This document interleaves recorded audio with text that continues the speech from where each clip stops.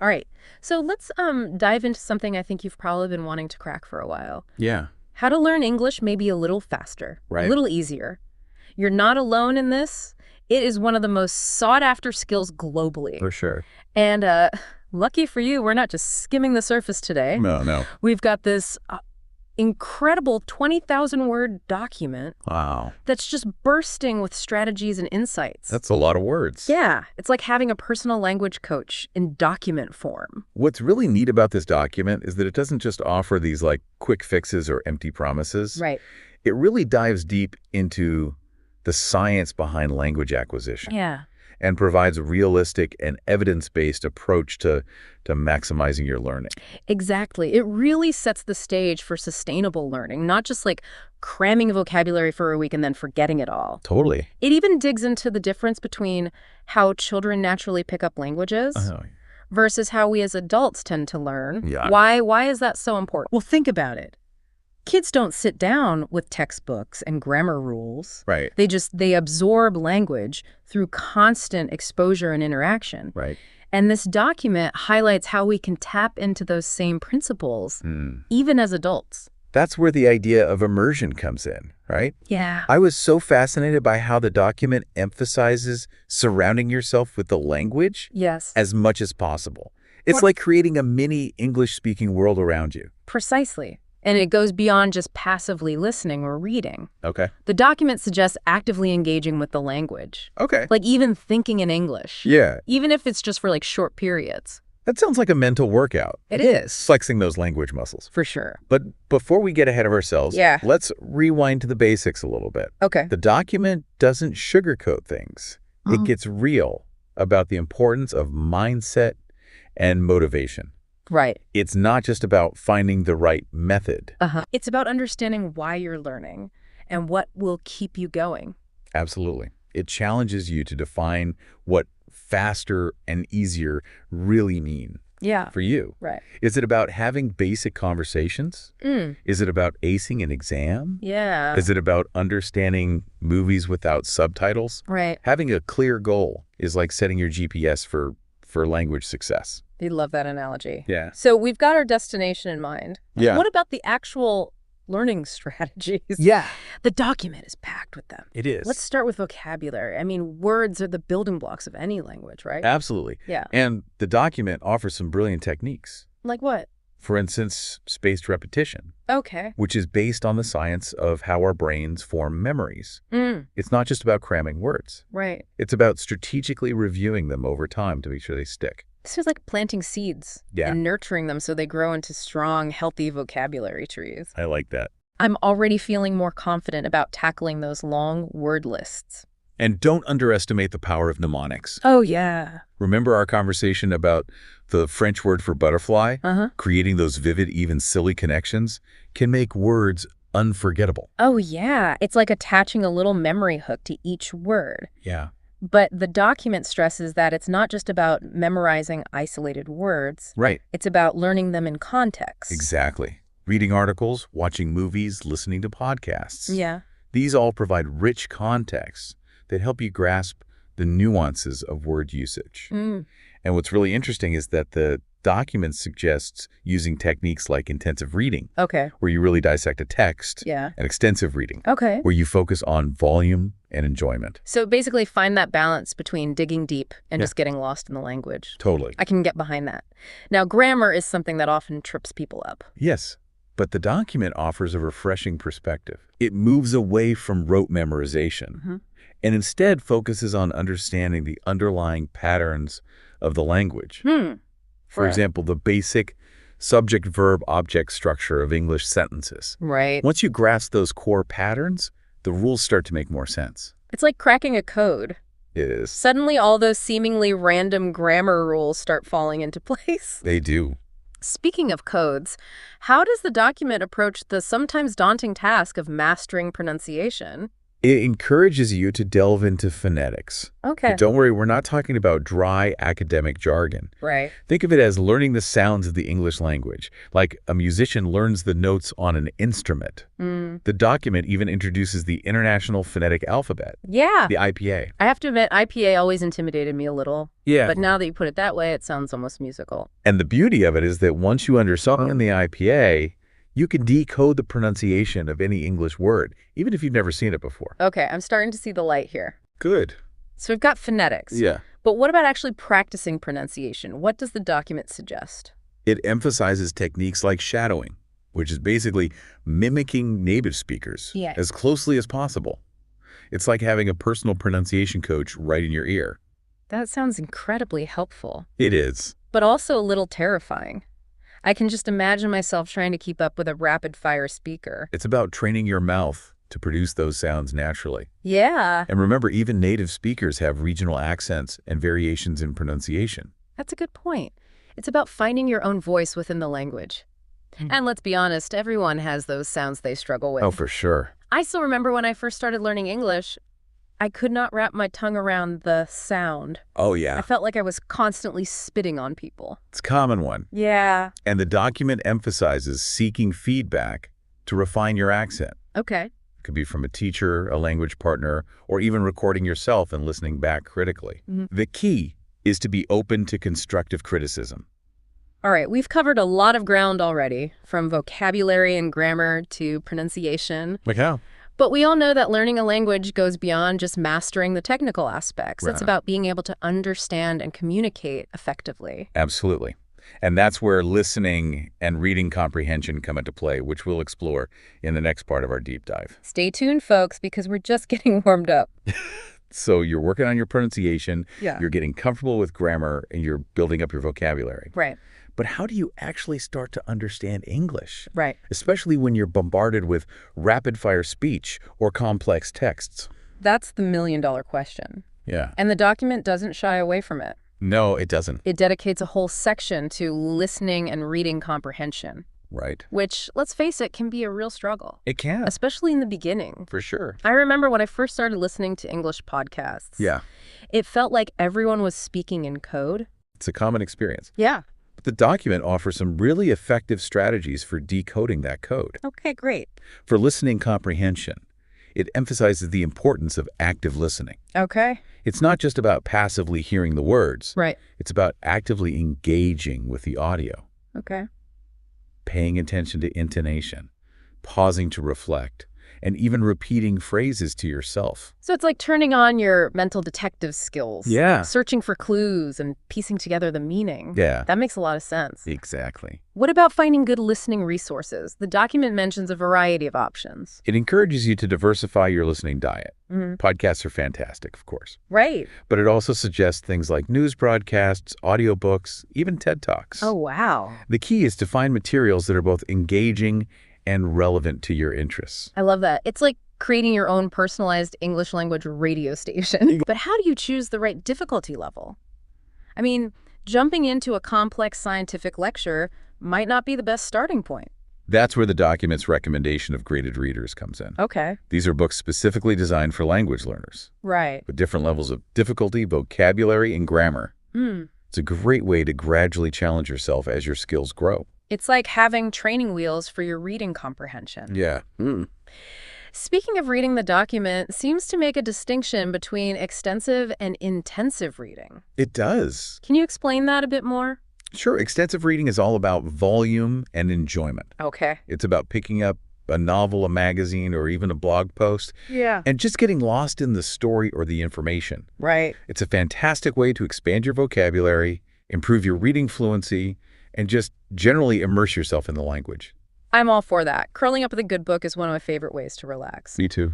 But what about those times when you really need to dissect a text? Like for an exam or a work assignment? That's where intensive reading comes in. Okay. It's about slowing down, taking notes, looking up unfamiliar words, Right. and really analyzing the structure and the meaning of the text. The document suggests using techniques like highlighting key phrases, Yeah. summarizing paragraphs in your own words, Okay. and even asking yourself comprehension questions as you read. So it's like turning on your inner editor.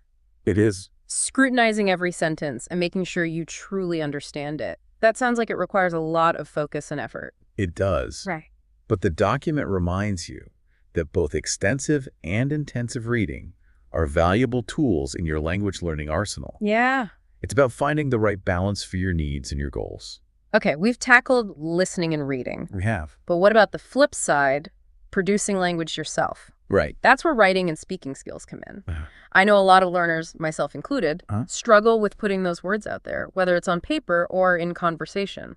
That's totally understandable. Yeah. But the document offers some really encouraging advice. Like what? For writing, it starts with the basics, journaling. Okay. It doesn't have to be anything fancy. Right. Just jotting down your thoughts, feelings, or observations about the day. It's like a private conversation with yourself on paper. A safe space to experiment with language without the pressure of an audience. Exactly. Huh? And once you feel comfortable with that, the document suggests gradually challenging yourself with more structured writing exercises.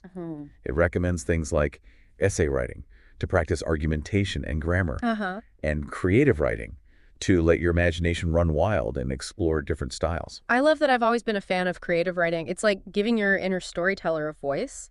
But what about actually speaking? Yeah. I know a lot of people freeze up when they have to speak English in real time. The document acknowledges that language anxiety is a real hurdle for many learners. Right. It emphasizes that making mistakes Yeah. is a natural part of the process and encourages you to see them as learning opportunities, not failures. That's so important. I used to be terrified of making mistakes. Right. To the point where I would avoid speaking altogether. I understand. But the document's reminder that even native speakers make mistakes is incredibly liberating. It is.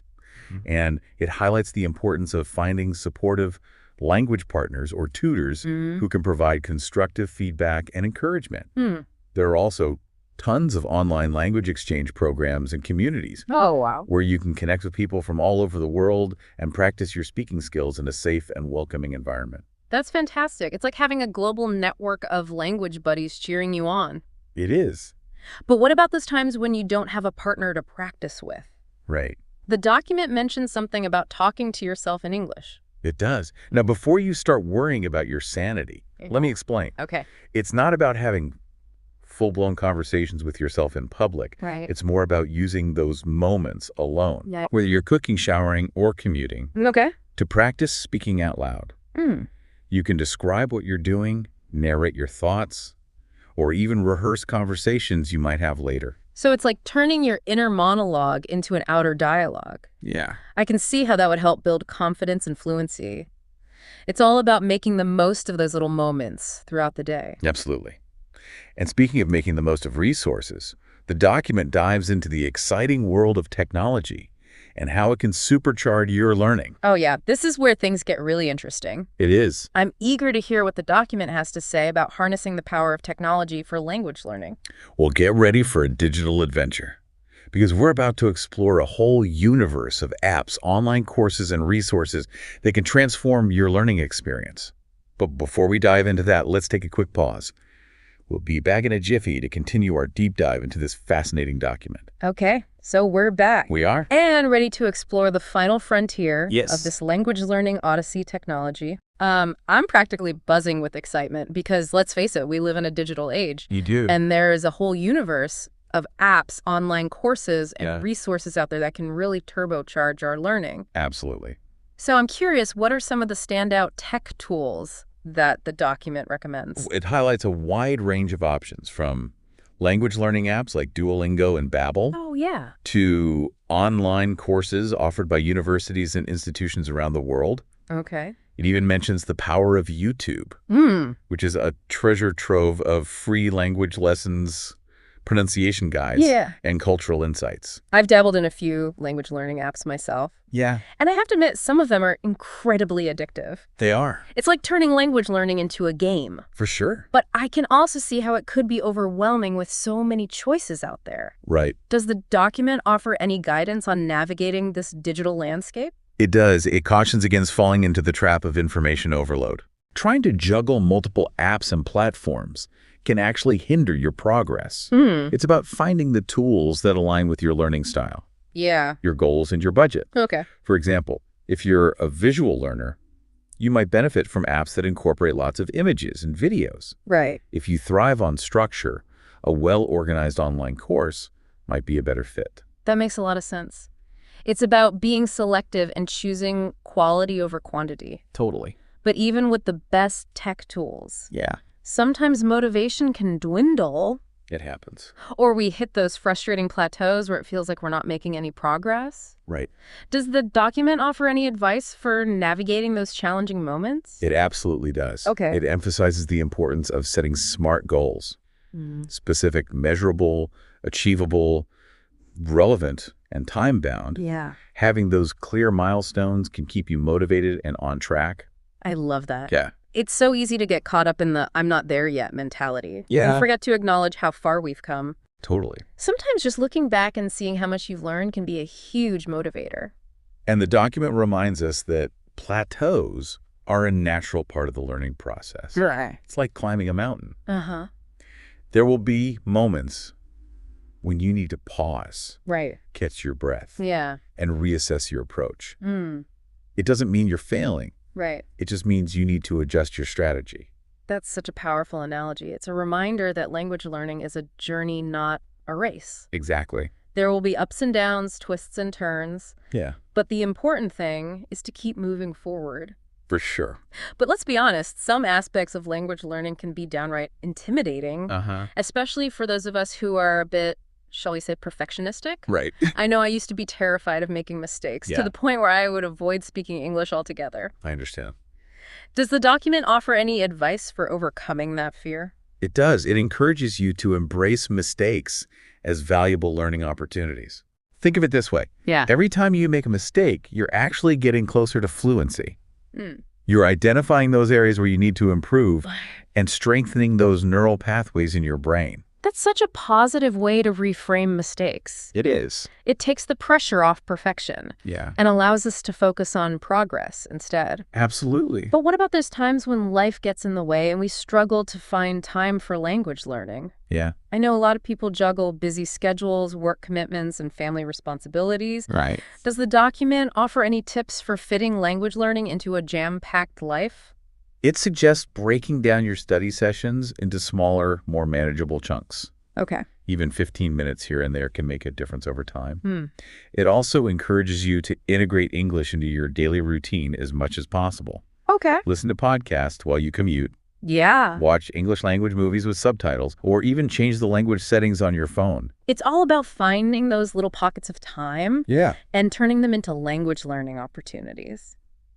I love that. it is. It's like weaving English into the fabric of your everyday life. Precisely. Oh. And the document doesn't stop there. It even delves into some advanced techniques Ooh. for those who want to take their fluency to the next level. Ooh, now I'm really intrigued. Yeah. What kind of advanced techniques are we talking about? Well, one of the most powerful techniques is thinking in English.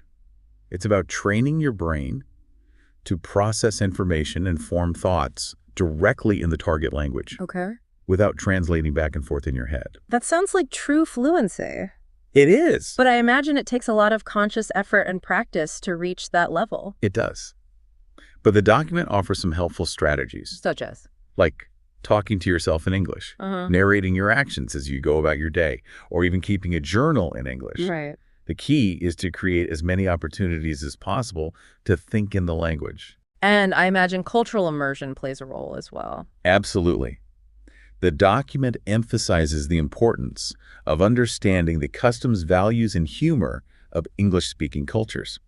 It suggests watching movies, listening to music, reading books, and even connecting with native speakers online or in person. It's like opening a window into another world and experiencing the language in its natural habitat. Wow, we've covered a lot of ground today. We have. From the foundations of language learning to advanced techniques and everything in between, this document really is a treasure trove of insights and strategies. It is. And it reminds us that language learning is not just about memorizing words and grammar rules. Right. It's about expanding our horizons, connecting with new cultures, Yeah. and enriching our lives in countless ways. It's a journey of self-discovery and a passport to a world of possibilities. So if you're ready to embark on your own English learning adventure, this document is the perfect roadmap. It is. But before we wrap up, I have one final question for you and for our listeners. The document talks a lot about individual learning styles and preferences. Uh-huh. But what if, instead of just focusing on how we learn best, Yep. we also considered why we learn best in those ways? That's a fascinating question. Yeah. It's about delving deeper into our own motivations and understanding the underlying reasons why certain approaches resonate with us. Right. Do you prefer visual learning because you're a highly observant person? Mm-hmm. Do you thrive in group settings because you're energized by social interaction? Great. By exploring those connections, we can not only become more effective learners, Yeah. but also gain a deeper understanding of ourselves. That's such a powerful insight. It is. It's like turning language learning into a journey of self-discovery. Absolutely. And who knows what other amazing discoveries await us along the way. Well, we've reached the end of our deep dive for today, but the exploration doesn't have to end here. Right. We encourage you to take the insights and strategies we've discussed and apply them to your own learning journey. Remember, language learning is an ongoing adventure. Right. And the most important thing is to enjoy the ride. Absolutely. Happy learning, everyone.